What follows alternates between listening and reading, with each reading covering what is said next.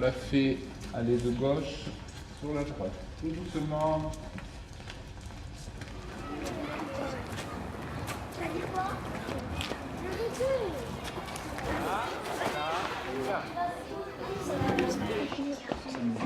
Moi je m'assierai.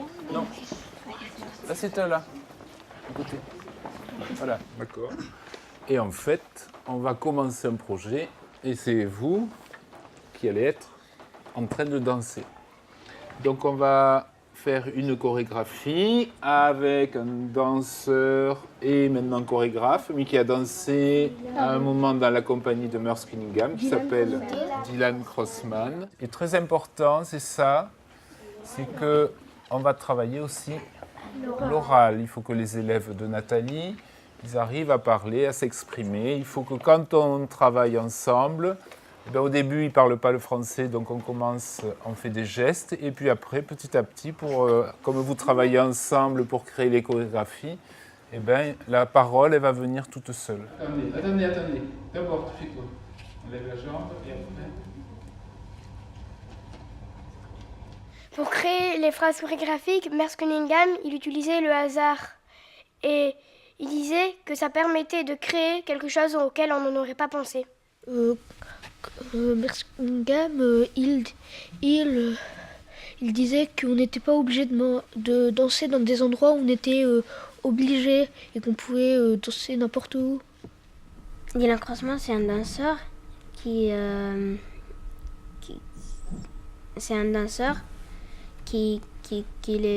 venu dans notre école pour nous faire danser.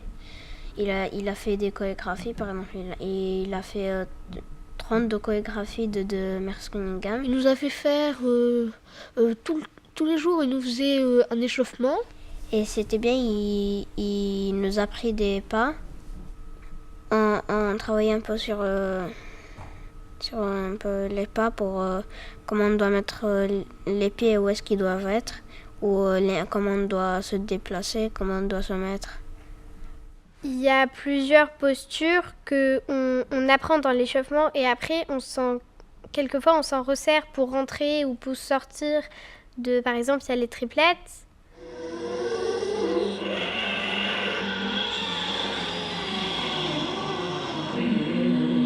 Et aussi c'est pour que la classe du EUP et E2A apprenne, coopère plus avec les enfants de toute l'école.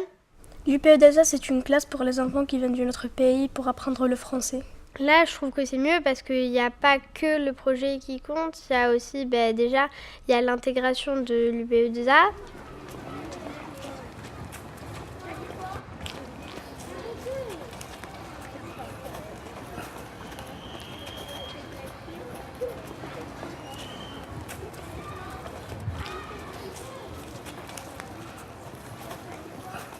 J'aime danser parce que déjà c'est une chose que j'ai jamais fait, ça permet de découvrir d'autres choses et en plus la danse c'est bien parce que je trouve que quand on danse, ça permet je développe de nouvelles choses comme si j'apprenais. Non, pas du tout. J'aurais jamais pensé à faire de la danse si je l'avais pas fait ce projet. J'avais arrêté parce que j'aimais plus la danse.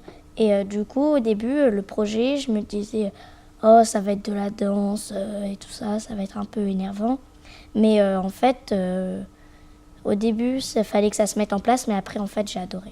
Voilà, c'est bon et ils les ont. On dessinait des postures et quand on écrivait sur la danse. Et moi, j'aime bien la danse. C'est les jambes. C'est quoi? Les jambes.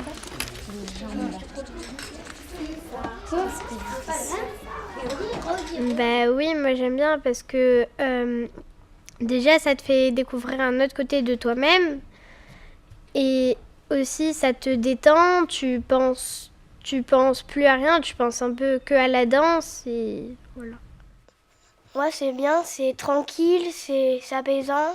je pose. Attention, j'accélère. Je pointe, je tends, je pointe, je pose. Je pointe, je tends, je pointe, je pose. Je pointe, je tends, je pointe, je pose. Je pointe, je tends, je pointe, je pose. Moi, en fait, au départ, quand on danse, c'était plus des trucs classiques avant que je l'ai fait, ce projet. Maintenant, je pense plus à de la danse comme ça.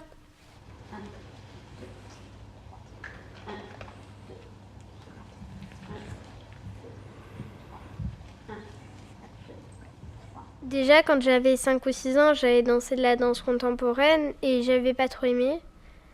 Et après aussi, à 5 ans, j'avais fait un petit peu le même projet en maternelle et on avait dansé. À la fin, on avait fait un spectacle.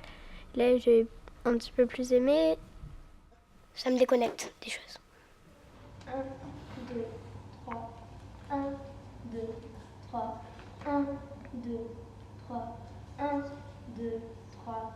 1, 2, 3. 1, 2, 3. 1, 2, 3. 1, 2, 3. 1, 2, 3. 1, 2, 3. 1, 2, 3. 1,